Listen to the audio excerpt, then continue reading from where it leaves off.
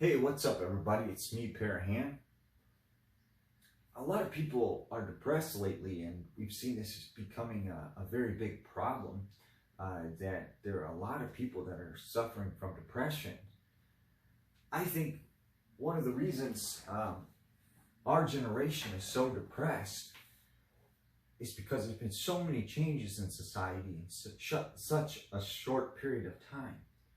And we haven't seen this many changes, this much technology, and this much change in a society for it. This is the first time this has ever happened. I think that people are having trouble adapting because things have changed extremely fast. I myself have trouble adjusting to this new culture, to society. I feel myself stuck in the 90s. You know, for me growing up, we went from having really nothing that was, we had no internet, we had no computers. We did have computers, but they weren't that great, and not many people had them, and they hadn't really caught on yet. We didn't have internet, we didn't have phones, we didn't have tablets or things like that. We didn't really have video games. We didn't have video gaming that was online. There was all these things that we didn't have. And now you see that technology has changed so much in such a short period of time that it's like, it's become very hard to adapt. You go from a period of time where there was none of this, and now you have all these new technologies like internet, social media, online video gaming, all these new things. And it's very hard as a person who grew up in the 80s and 90s and to all of a sudden in the 2000s have this new technology available, the internet, the social media, the cell phones, the things like that, because we didn't have that. And you have to look at is it possible that extraterrestrials played some part in that technology boom, that they sort of gave us an advance, a jump forward, a leap, something that would have taken us 50 to 100 years to accomplish in such a short period of time, that this has affected us, and this might be proof for extraterrestrials. I think that it's absolutely possible. Looking back historically, I think if you go back, 1930s, 1940s, 1950s, right? Before the Roswell crash, okay, there was hundreds of years where initially technology hadn't evolved that much. It was pretty much the same. And then in a short period of time, over a time span of 20 years, you see that so much technology has come forth, so many changes have happened. It makes you wonder, what has caused this advancement so fast, and how did we go from, horse and buggies to now people driving cars that drive themselves, to communicating through wireless phones, through satellites in space. And you have to think that possibly there's some extraterrestrial involvement, which to me, I think is very much possible. I think that this lends credence to the fact that extraterrestrials have been playing a part in our technology, and that a lot of the technology we see has been given to us by an advanced society that has visited here. I've often speculated that we have cell phones, we have internet because of the extraterrestrials. Had they not come, it may have been many, many years before we actually came into this technology. And I think that when you look at the technology that was given to the ancient Egyptians and the Mayans and these other ancient civilizations that gave them a boost, right? They have come back and sort of given us the same technology. And we're seeing sort of another renaissance. And I think but the problem is, culturally, is that it's very hard for people to adapt to the changes in society because it's moving so fast, and we haven't been slowly acclimated to this. I think that other generations, it wasn't as hard for them because society hadn't changed so much, you know.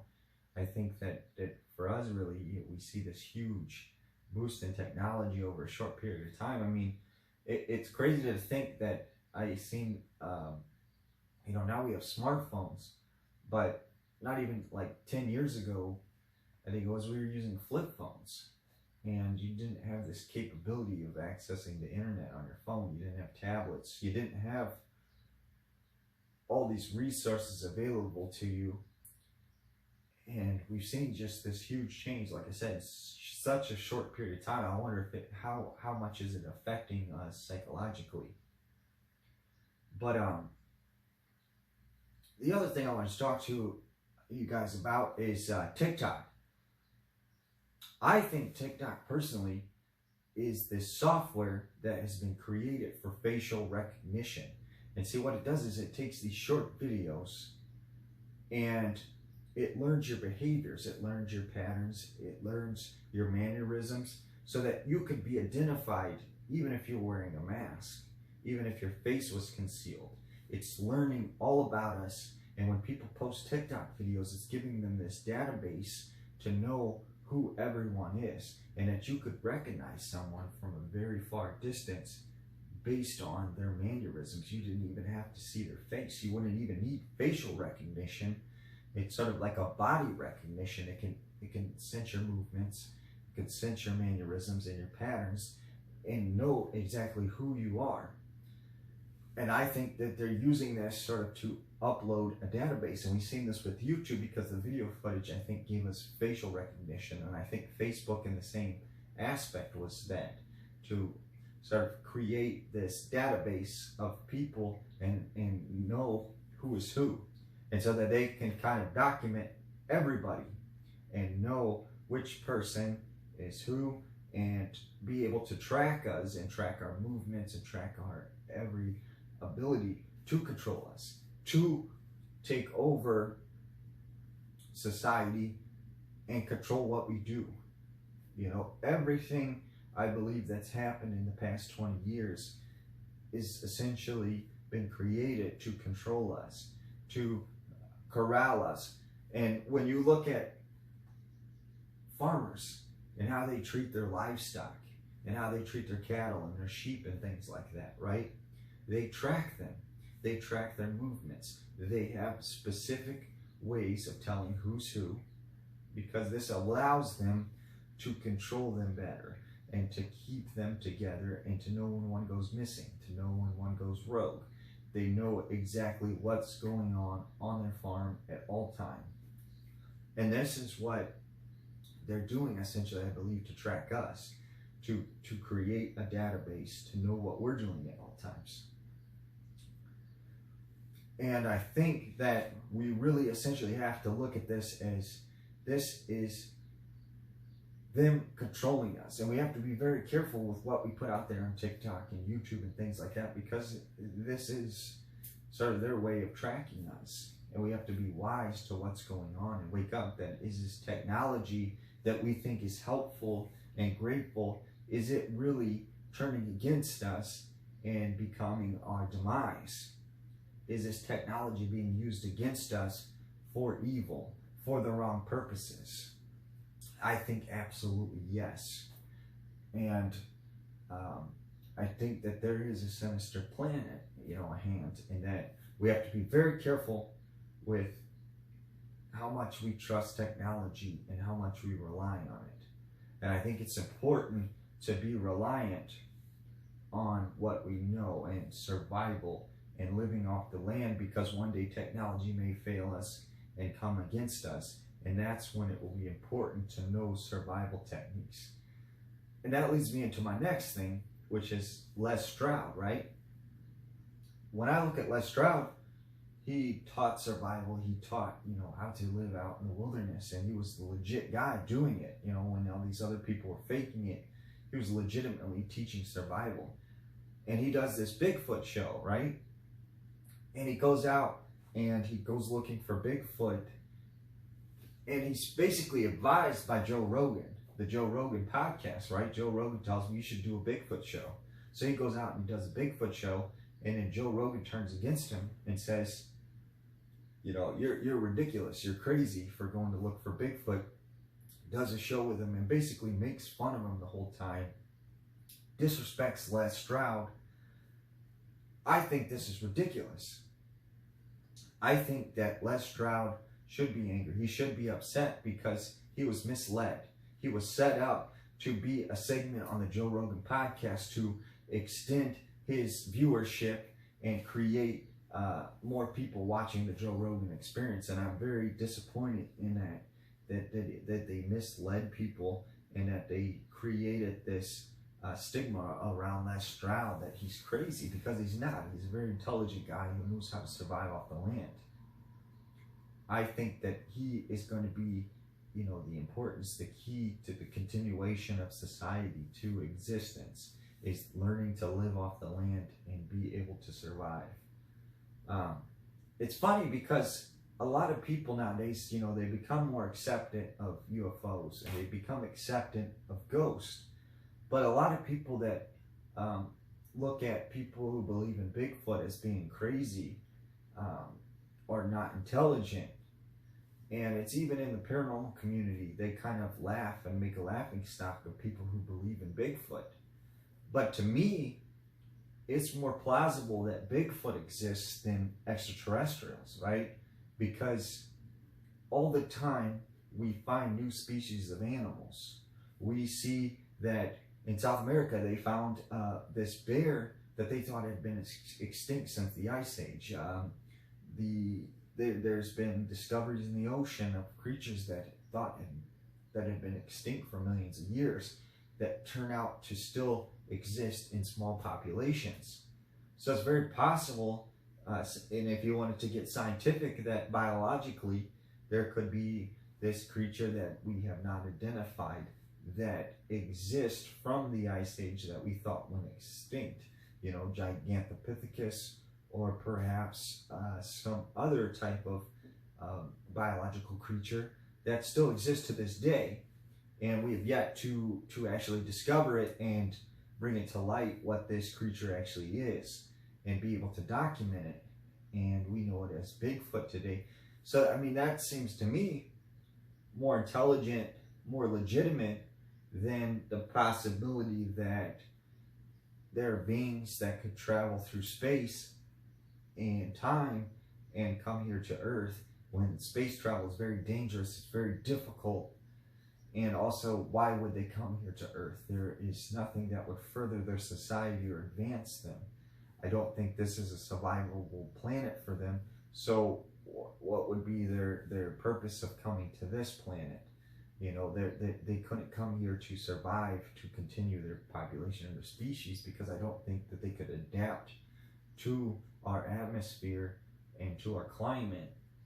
So, you know, it's more believable that Bigfoot could be real than extraterrestrials, but yet we're accepting of extraterrestrials, but we don't want to accept the fact that Bigfoot could exist. And I think that's just sort of ridiculous in itself. Another thing I wanted to talk about is the thing is that a lot of people claim to know what a ghost is, but we don't exactly know what a ghost is, and that's the problem. We can prove that it's there, but we can't prove exactly what it is, and that's why science doesn't take it seriously, and that's why this isn't considered factual.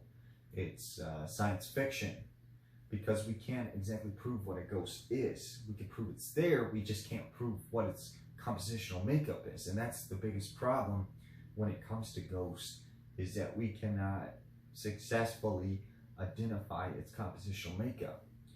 And I think when you look at these cases of residual hauntings, I've seen a case in Carbondale, the Hunley house, right, where you have this murder that sort of replays itself every night at midnight, and the same events are replayed over and over again every night at midnight. Myrtle's Plantation, right? There was a murder that took place there, and every night at the same time you hear someone walk up the stairs and then a loud thump. It's a murder that replays itself. And you see this repeated in a lot of residual hauntings. And I think this lends credence to the possibility that when these residual hauntings happen, you have 2 points in time that are merging together, and you see sort of this mergence of space and time to where we can peer into another time period, and that we are able to relive these events over and over again because there's some sort of energy present that allows this to happen.